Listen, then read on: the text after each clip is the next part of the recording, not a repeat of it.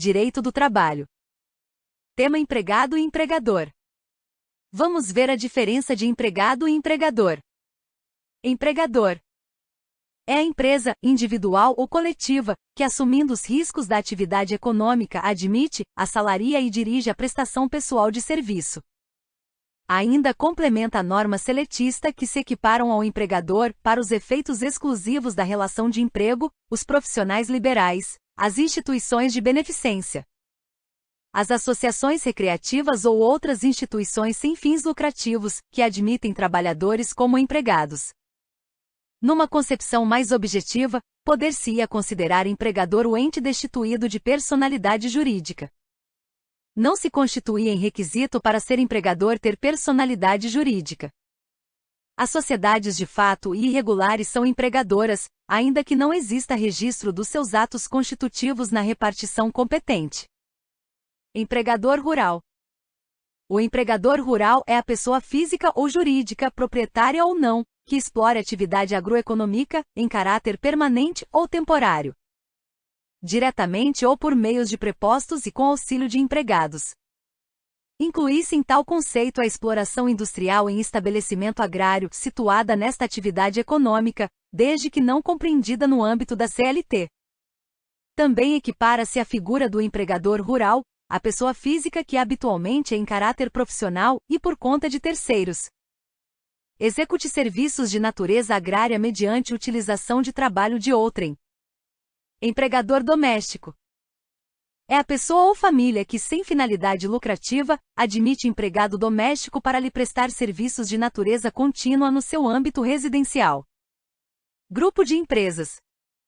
Sempre que uma ou mais empresas, tendo embora cada uma delas personalidade jurídica própria, estiverem sob a direção, controle ou administração de outra, constituindo-se grupo industrial, comercial ou de qualquer outra atividade econômica, serão, para os efeitos da relação de emprego, solidariamente responsáveis a empresa principal e cada uma das subordinadas. Para a teoria da solidariedade passiva, o grupo econômico não é empregador único, embora reconheça a existência da responsabilidade comum entre as empresas. Já a teoria da solidariedade ativa entende que o empregador é o grupo como um todo. Em ambos os casos, reconhecesse a solidariedade entre as empresas do grupo, em relação às obrigações para com os seus empregados. Dono de obra. Discute-se doutrinariamente se o dono da obra, que está construindo ou reformando sua residência, é empregador da pessoa que lhe presta serviços de construção. No campo do direito civil existe uma distinção clássica entre a locatio operis e locatio operarum, posto que a primeira destina-se à contratação de uma obra, buscando-se determinado resultado. E na segunda prepondera a força de trabalho, contratando-se a atividade da pessoa. A relação empregatícia não se aproxima com nenhuma das duas modalidades, pois pressupõe a existência da subordinação jurídica entre empregado e empregador. Enquanto nas duas modalidades prevalece o labor autônomo da parte contratada.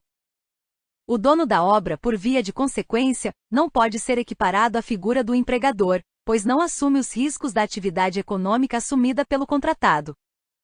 Empregador por equiparação.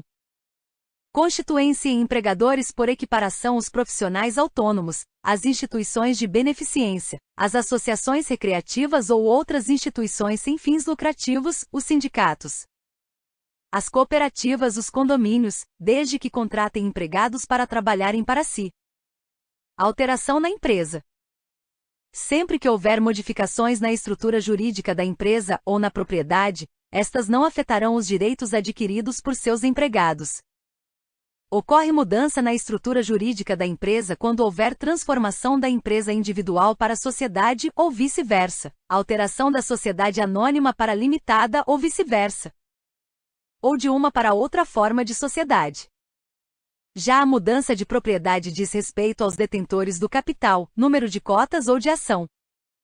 A sucessão de empresas ocorre quando há incorporação, transformação ou fusão. Na transformação, a sociedade passa de um tipo para outro. Na fusão, duas ou mais empresas se fundem para formar uma nova. Na incorporação, uma empresa absorve uma outra que passa a lhe sucede. Empregado. Considera-se empregado toda pessoa física que prestar serviços de natureza não eventual a empregador, sob a dependência deste e mediante salário.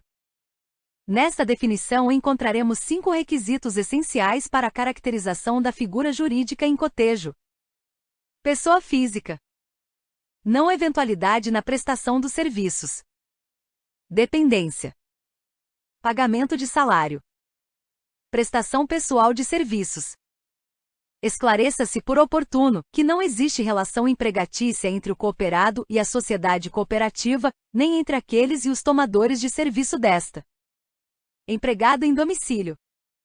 É aquele que presta serviços em sua residência ou em oficina de família, por conta do empregador que o remunere. Empregado aprendiz.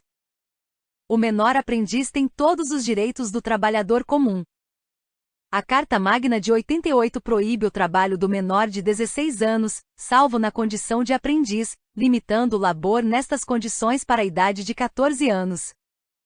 Analisando-se o conteúdo do inciso 30 do artigo 7º da Constituição Federal de 88, verificaremos que não é permitida qualquer discriminação de salários, por motivo de idade. Razão pela qual entendemos que não se pode mais admitir que o empregado aprendiz perceba menos que um salário mínimo legal. Empregado doméstico. É aquele que presta serviços de natureza contínua e de finalidade não lucrativa à pessoa ou família, no âmbito residencial destas. Não se encontram inseridos nesta categoria os porteiros, vigias, zeladores, faxineiros, etc., que prestam serviços para a administração do edifício, posto que regidos pela CLT. Com relação à definição legal, apenas registramos nossa divergência em relação ao termo no âmbito familiar, pois o motorista particular que presta serviços para a família o faz não no âmbito familiar, mas para o âmbito residencial, já que labora externamente. Assim, a definição ao nosso ver mais escorreita seria no âmbito familiar ou para a residência. Empregado rural. É a pessoa física que em propriedade rural ou prédio rústico presta serviços com continuidade a empregador rural, mediante dependência e salário. Empregado público. É aquele funcionário da União, dos Estados, do Distrito Federal ou dos municípios, suas autarquias e fundações, que seja regido pela CLT. Possuem os mesmos direitos do empregado comum. Diretor de sociedade. Duas são as teorias sobre a condição jurídica do diretor no direito comercial, teoria do mandato e do órgão da sociedade. A primeira entende que o diretor age como mandatário da sociedade, sendo o mandato revogável a qualquer tempo. A segunda, mais aceita odiernamente, entende que o diretor age em nome da sociedade, enquanto órgão da mesma. No direito do trabalho também existem duas teorias a saber. A primeira entende que o diretor é um mandatário da sociedade, não gozando de quaisquer direitos trabalhistas, mas de vantagens estatutárias. E a segunda nos conceitua o diretor como empregado, já que se encontra subordinado ao conselho de administração ou aos dirigentes máximos da sociedade. Diretor de sociedade. A jurisprudência mais moderna sufraga 6 posições. O exercício do cargo de diretor não importa a suspensão do contrato de trabalho. Persistindo a subordinação inerente à relação de emprego, o vínculo empregatício subsiste. Pode haver concomitância das duas funções, de diretor e de empregado, permanecendo inalteradas as atribuições anteriores. O fato de um empregado ser eleito diretor faz com que o contrato de trabalho fique suspenso. O diretor é subordinado ao conselho de administração das sociedades anônimas, configurando dessa forma o vínculo empregatício. E o diretor tem sua situação regida pela lei das sociedades anônimas, não sendo empregado. Entretanto, o TST, através do enunciado 269, esclarece que o empregado eleito para ocupar o cargo de diretor tem um respectivo contrato de trabalho suspenso. Trabalhador autônomo.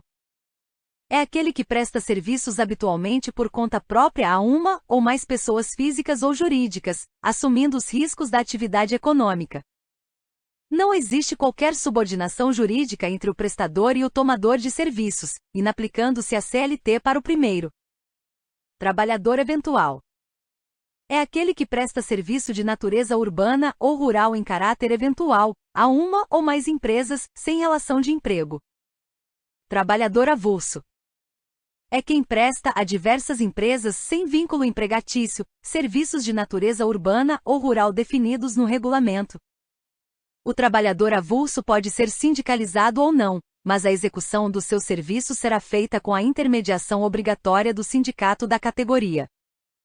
Distingue-se o trabalhador avulso do eventual, porque o primeiro tem todos os direitos previstos na legislação trabalhista, enquanto o eventual só tem direito ao preço avançado no contrato e à multa pelo inadimplemento do pacto, quando estabelecida entre as partes. O avulso presta serviço numa atividade permanente, enquanto a atividade do eventual é esporádica, ocasional no âmbito da empresa.